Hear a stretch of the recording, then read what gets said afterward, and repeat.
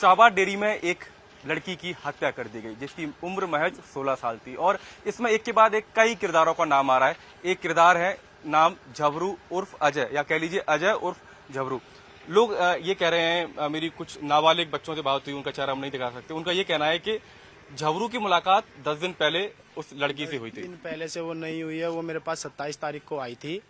उसने बोला कि भैया ऐसी ऐसी बात है, एक लड़का मेरे को टॉर्चर कर रहा है और धमकी दे रहा है, बदमाश हूँ मैं, ये हूँ वो हूँ। तो हम उससे आए थे और मिले थे।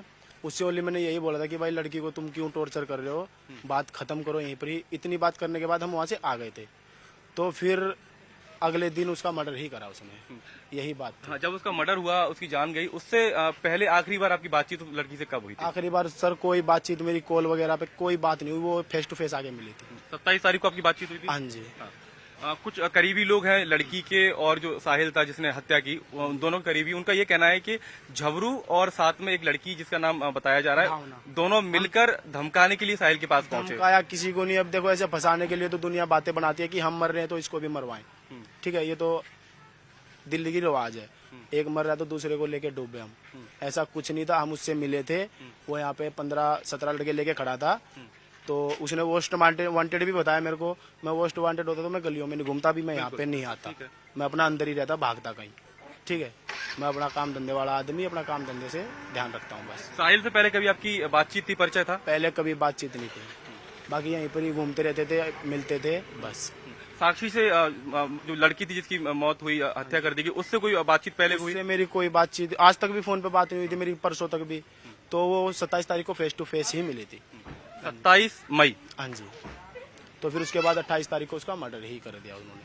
अब कैसे किया कैसे नहीं किया, अब ये तो देखो क्या जाने। अच्छा, जब लड़की आपके पास आई तो बहुत घबराई हुई थी, क्या उसका हाव भाव कैसे थे? क्योंकि आपकी उससे मुलाकात हुई है। बैठी हुई थी मेरे पास, आके बैठी थी, तो उसने मेरे को पूरा एकदम आराम से बैठ के रिलैक्स होके बताया था कि भैया ऐसी ऐसी बात है और एक लड़का मेरे को टॉर्चर कर रहा है।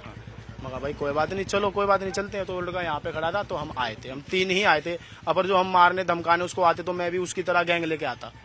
ठीक है, वो दोनों लड़की थी मेरे साथ और मैं था बस। और जो लड़की आपसे मिलने पहुंची, वो किसी के थ्रू आपसे मिलने पहुंची या क्या, उसका परिचय आपसे कैसे हुआ? भावना और वो लड़की आई थी।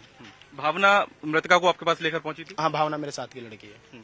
ये बात पूरी तरीके से गलत है कि आपने और भावना ने मिलकर एक दिन पहले साहिल के ऊपर कट्टा ताना, कोई बंदूक उसको धमकाने की कोशिश करी? कट्टा बंदूक होती तो सर ये बताओ ना, मैं यहाँ होता क्या?